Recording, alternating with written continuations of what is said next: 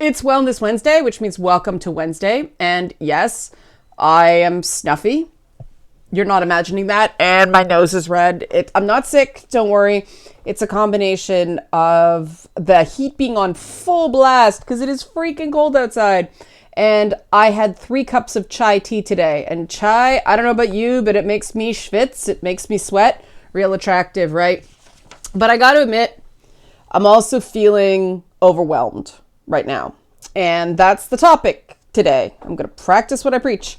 I have found, as I talked about yesterday, I have found this whole BioWare butt thing like highly disturbing.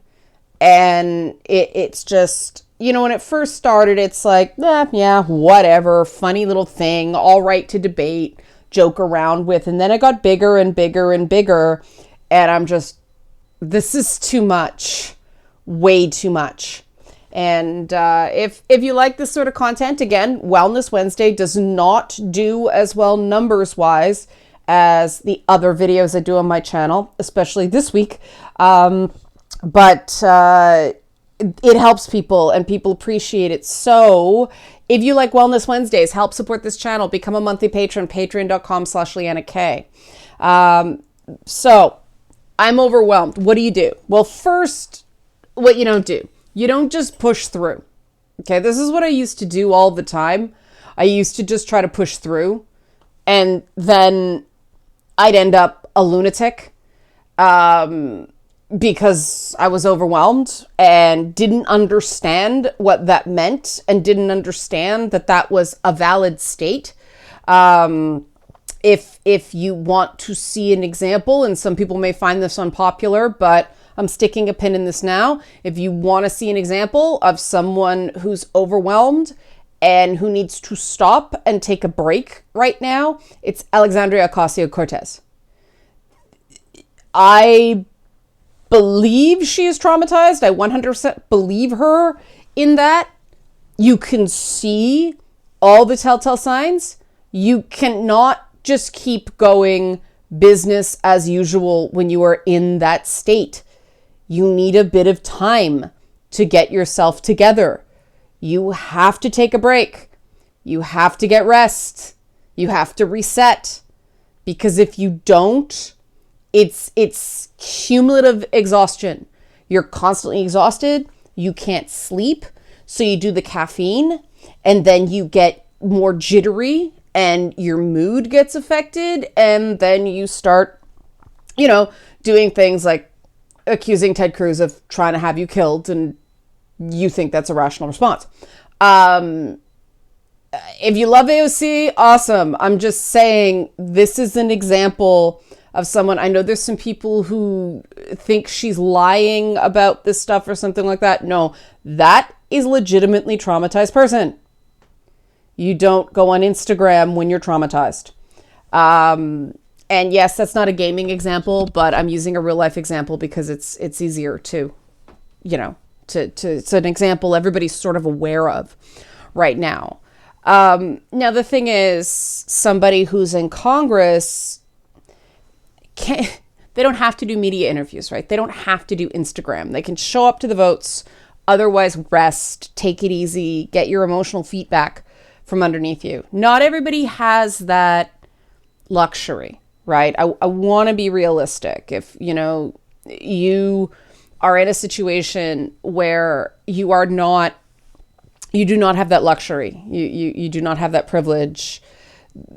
It's harder. And I just want to take a moment to give respect to the fact that it's much harder. I've been there. It's very difficult. Some of the things I've found helped is even if you're, if you do have to work, you can kind of, daydream while you work, kind of tell yourself stories, think about your favorite video game character, spend time in your own head with your waifu if you must. There are no wrong answers, just stay socially appropriate, right?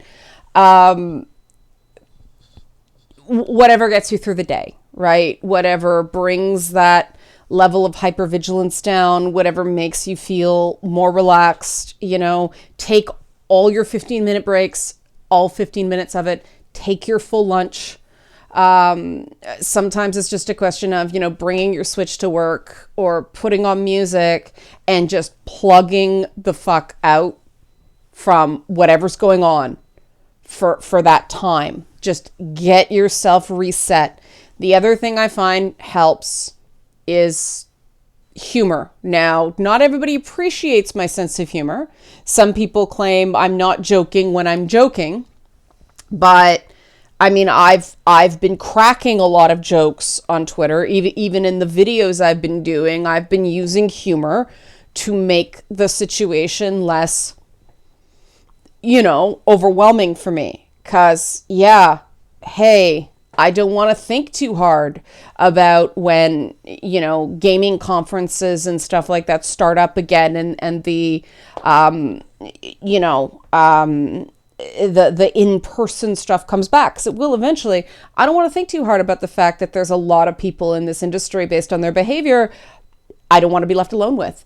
I don't like what that means. I don't like the idea that I may need a chaperone to, you know what I mean? It pisses me off.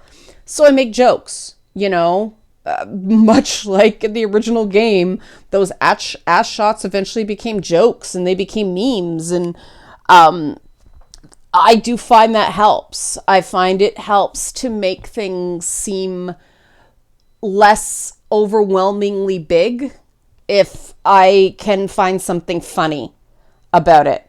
The Morden Solis alien sex advice about chafing and stuff like that has popped into my head at numerous times, just to sort of reset again. And this is no joke. One of the biggest things I've found effective in resetting, if I can't take total time off, is a few hours playing video games, especially games that, not shooters. Shooters just get my adrenaline up way too much. Like, no super hard games. For me, it's games like RimWorld, Prison Architect, Satisfactory, games where you kind of build something.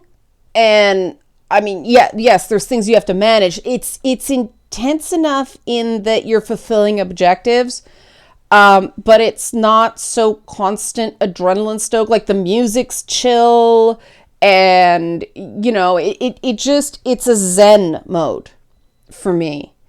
And that might sound cliche, but I find it helpful for me when I'm overwhelmed and can't focus on work, to focus on that, because when I'm doing that, I'm not thinking about the stuff that's overwhelming me consciously. So, my subconscious brain is giving that some time to process without, ego getting in the way.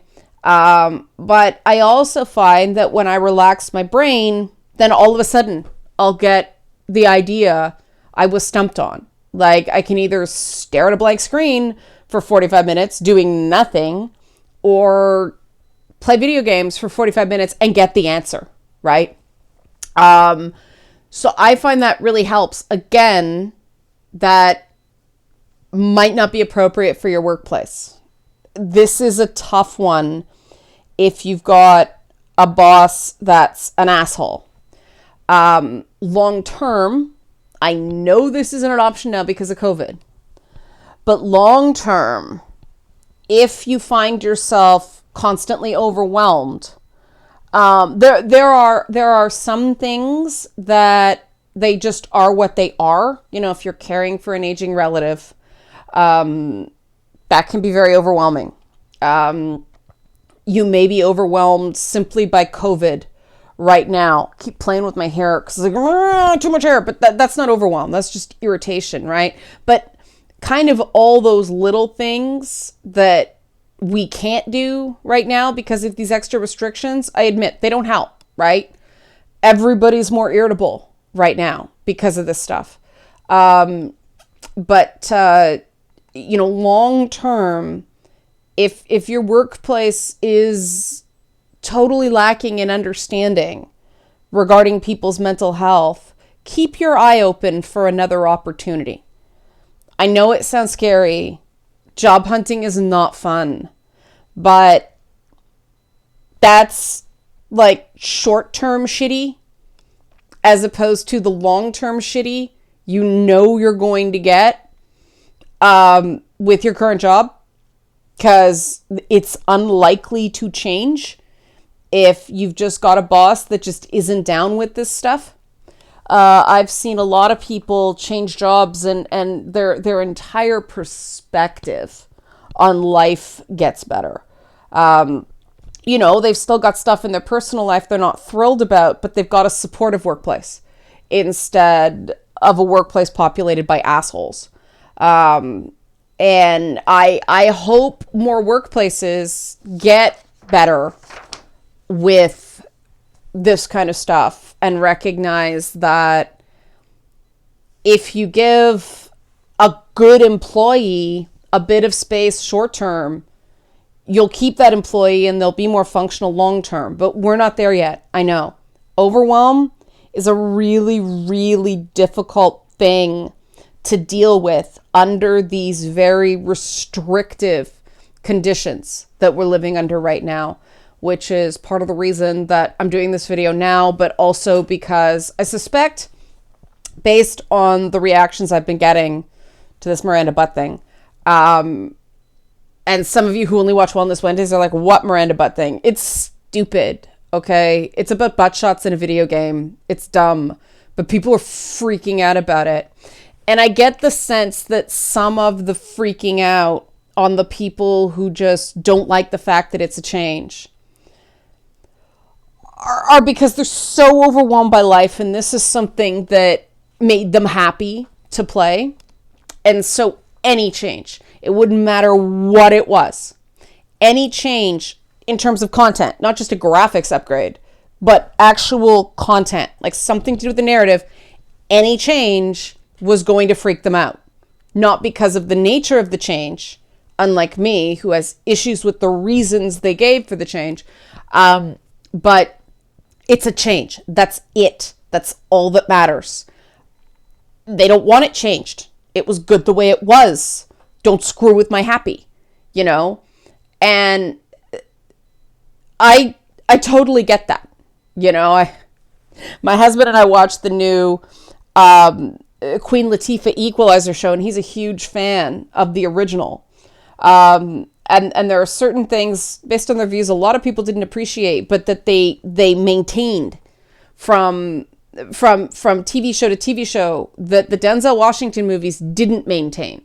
And so we were sort of like, okay, the stuff we sort of liked about it, they have an appreciation and an understanding for the original. So even though it's not the original, which we like, it's respectful to the original. All right, good. You didn't crap on my happy, right? And I think that's something going forward that we can all sort of be aware of, recognizing that a lot of people, red-nosed and not, are overwhelmed right now.